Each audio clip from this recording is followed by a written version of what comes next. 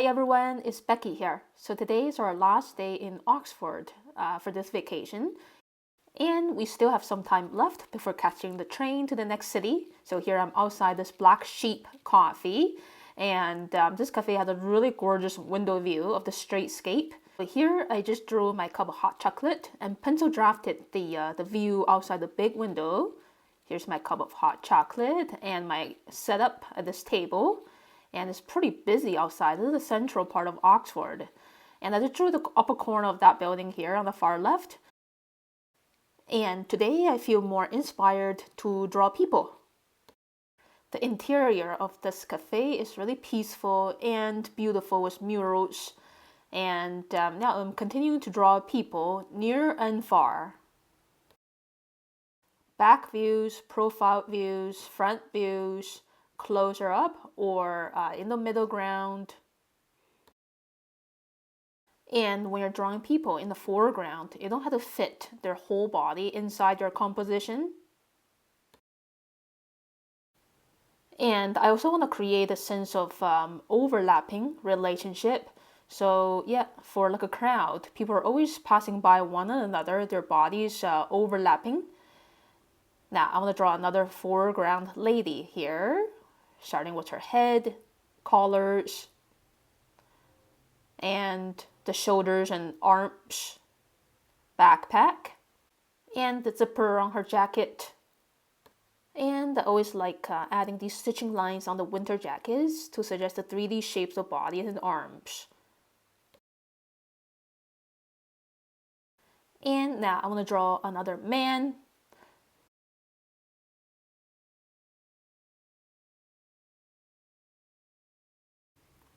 Yeah, so when you're drawing people, feel free to overlap their bodies a bit. And I want to insert a person in the distance or two in between them. As you can see, I just drew a bunch of people walking in different angles and, not always all facing us, otherwise it's kind of strange.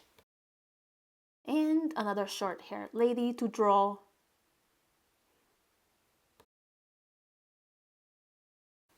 And now I want to insert some distant people in between the foreground and the middle ground people. And putting down a traffic light. There's actually a couple of traffic lights there. So I'm just going to get the big and medium shapes block in for these three major buildings, starting with this far left building. And I'm going to come back for details later. Now I'm drawing this middle building, which is kind of like a little clock tower. And no details, just let it be for now and come back for details later. So for a building, it's usually made up of several more simple shapes like cones for here and cylinders or tubes. And different kinds of triangles are also very common on buildings, especially for the roof areas. Yeah, so it's really important to calm down and identify these shapes, connect them together to form this large building. Yeah, so once the big shapes are blocked in, I'm ready to move on to the medium and smaller shapes, starting with the clock tower. So the clock tower I see is a rectangular prism containing maybe 3 stories. And each story has a pair of windows. Very classical designs. And for here, yeah, I see the little clock face. And this corner structure that looks kind of like a pencil shape. And the bottom door. And I'm trying to put a telephone booth here. Okay, now moving on to this cluster of buildings. Some windows could be teeny tiny. There are also a lot of framing structures or like brackets. So when drawing a cityscape, especially when you have a very limited amount of time, you don't have to draw every single detail. So as you can see, my drawing seems pretty detailed, but I didn't capture every single a little detail on these buildings, there are always some small shapes that I omit. So to capture the essence, as a lot of fellow artists like to say, I think it means to omit some unnecessary details.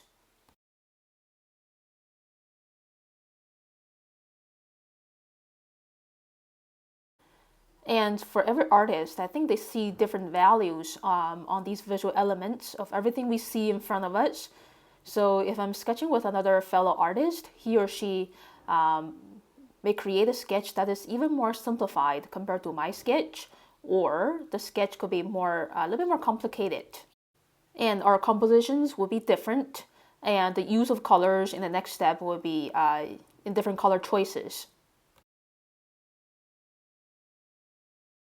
Yeah, and these building segments, they are getting more foreshortened, moving towards the right. And I see some little cube shapes popping out.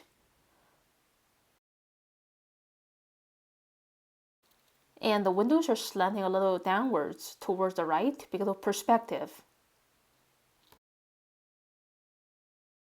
And now I want to plant this tree or two in between the clock tower and the buildings. And yeah, these organic lines drawing the trees are really helping this image to look a bit more inviting, more sense of nature.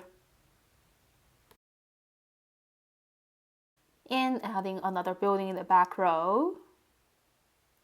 Now I'm suggesting the brick texture for the clock tower using these loose horizontal lines and a few vertical strokes. That's it. Here's the look of my finished line drawing. Now I'm ready to paint this perfect sky pattern with those clouds drifting around nicely. So the weather was actually kind of unstable. So for like a short period of time, the whole sky right above these buildings were completely overcast. I'm really happy that the sky opened up again for me to capture these beautiful clouds. So I just wetted the sky area using clear water, and then blocking in the blue areas first in between the white clouds using these loose brush marks. The color I'm using, I think, is just cerulean blue, a little bit diluted.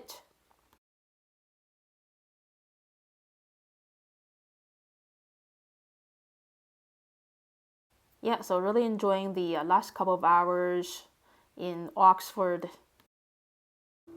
So as you can see, I'm continuing to punch on some more cerulean blue. For the blue tone in the higher part of the sky, it could be a little heavier in tone. And then towards the horizon, the tone could be lighter or fade out. I'm just adding some retouches that you can see stronger punches of cerulean blue, wet into wet, so these clouds don't have hard edges.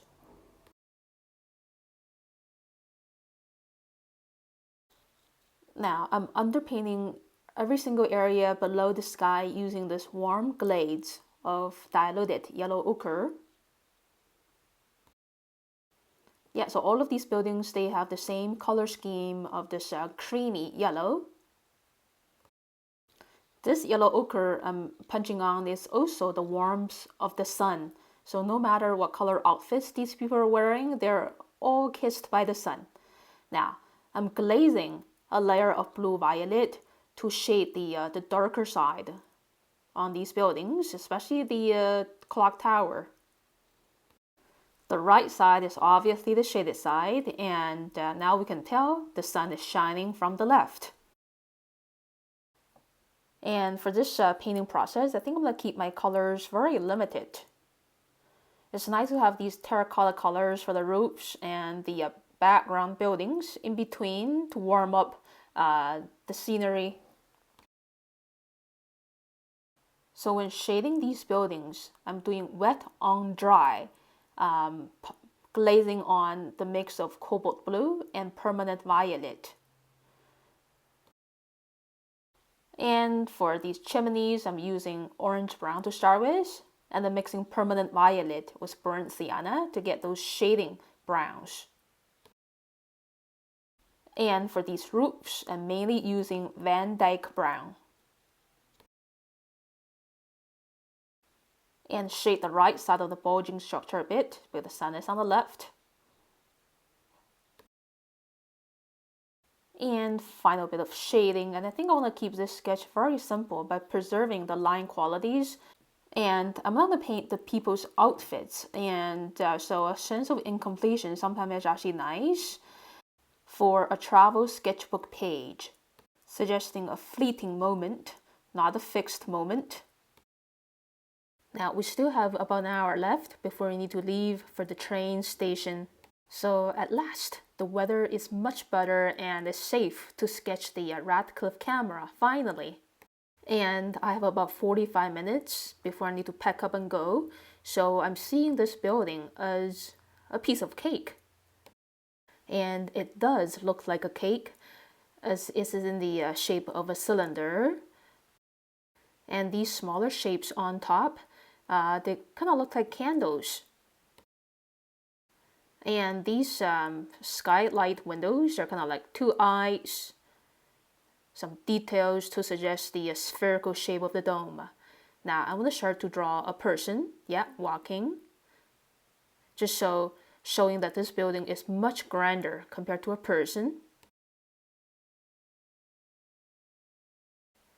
And then drawing these super tall pillars by drawing their crowns first.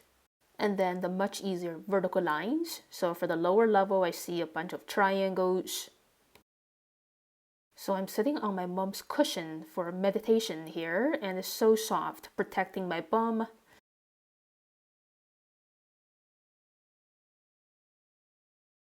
The first person I drew was a back view. Now I want to do a profile view of a lady walking past by.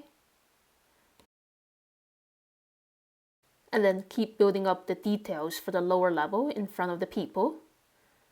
Now I'm starting to draw the windows in between the pairs of pillars. And I'm using very quick strokes and super loose shapes to get these seemingly complicated or detailed windows in. Very quick definitions. No overthinking, just follow one little shape after another.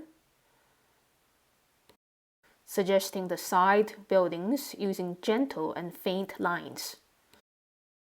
And the sky just looking so gorgeous for painting, super inspiring.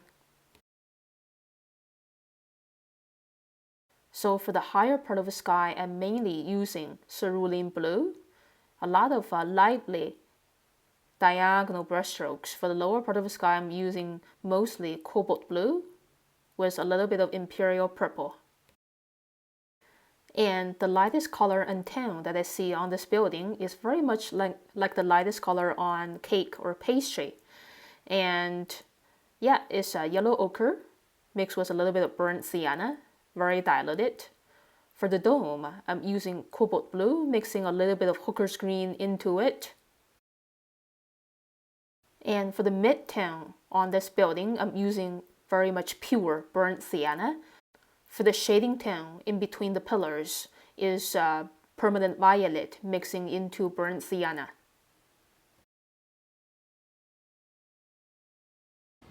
And here's the look of my finished sketch. It took me 45 minutes to draw and paint, which is a really amazing challenge, and I did it.